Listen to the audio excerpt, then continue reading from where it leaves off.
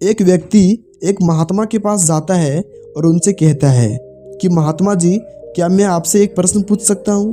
वो महात्मा उस व्यक्ति को प्रश्न पूछने की आज्ञा देता है। वह व्यक्ति पूछता है कि ऐसा मैं क्या करूँ जिससे मैं हर समय वर्तमान में जी सकूँ। वे महात्मा उस व्यक्ति का प्रश्न सुनकर चुप रहते हैं। वह व्यक्ति सोचता है कि लगता है कि महात्मा मेरे इस प्रश्न को ठीक से सुन नहीं पाया, और वह व्यक्ति दोबारा से अपने प्रश्न को दोहराता है। पर दूसरी बार भी वे महात्मा उस व्यक्ति के प्रश्न का उत्तर नहीं देते हैं।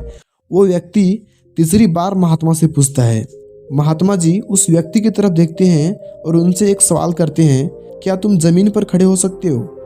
वो व्यक्ति महात्मा से कहता है, मैं ज़मीन पर ही खड़ा हूँ, ना तो मैं ज़मीन के नीचे हूँ और ना ही मैं ज़मीन के ऊपर हवा में रह सकता हूँ।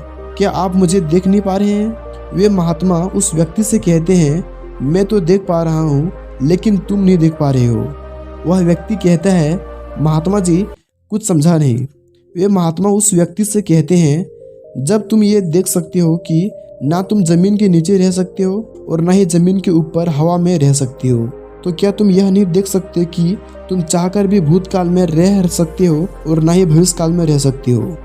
जब तुम पहले से ही वर्तमान में हो और इससे ज़्यादा वर्तमान में क्या हो सकता है।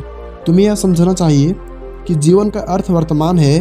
तुम चाहकर भी भूत और भविष्य में नहीं रह सकते। तुम उन भूतकाल के विचारों को सोचकर परेशान हो जिनका खुद कोई जीवित अस्तित्व नहीं है, या इन विचारों को सोचकर परेशान हो जिनके बारे में तुम्हें पता ही नहीं है कि वो भविष्य में घटित होंगे भी या नहीं। वह व्यक्ति उस महात्मा से पूछता है कि मैं इन विचारों से कैसे छुटकारा पाऊँ। महात्मा कहते हैं, फिर एक गलत प्रश्न। यह दिमाग जिसके पास इतनी क्षमताएं हैं कि तीनों स्थितियों में सोच सकता है, यह हमें प्रकृति के द्वारा दिया गया एक उपहार है। क्या तुम इसे खत्म करना चाहते हो। क्या उपहार को खत्म किया जाता है। अगर तुम विचारों को मारना चाहते हो, मतलब तुम अपने दिमाग को मारना चाहते हो, यह दिमाग जो इतना शक्तिशाली है, उसे क्या तुम नष्ट करना चाहते हो। वह व्यक्ति कहता है, तो अब आप ही बताइए कि मैं क्या करूं। मैं बहुत परेशान हूं, मुझे कोई मार्ग नज़र नहीं आ रहा है। वे महात्मा उस व्यक्ति से कहते हैं, अब तुमने सही प्रश्न पूछा है, अब कुछ हल निकल सकता है।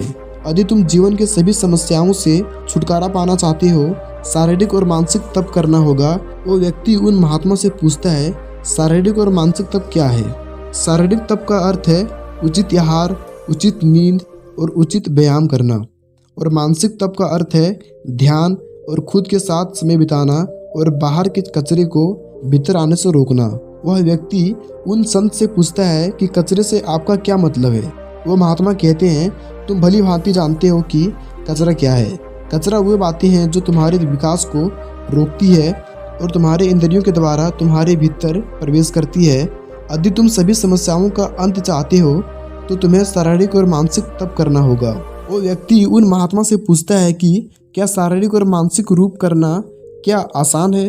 वे संत उस व्यक्ति से कहते हैं, आसान नहीं है पर मुश्किल भी नहीं है। साथियों, कई बार हम अपने जीवन के बारे में, अपने भविष्य के बारे में सोचते हैं, अपने बीते हुए कल के बारे में सोचते हैं, लेकिन ज़रा सोचिए आप कि अगर आप अपने वर्तमान में नहीं जी के अगर आपने अपने बीते हुए कल के बारे में, आप फिर आने वाले कल के बारे में सोचेंगे तो आप क्या कर लेंगे। दोस्तों, कुछ नहीं कर पाएंगे, क्योंकि हमारे पास कोई ऑप्शन ही नहीं है।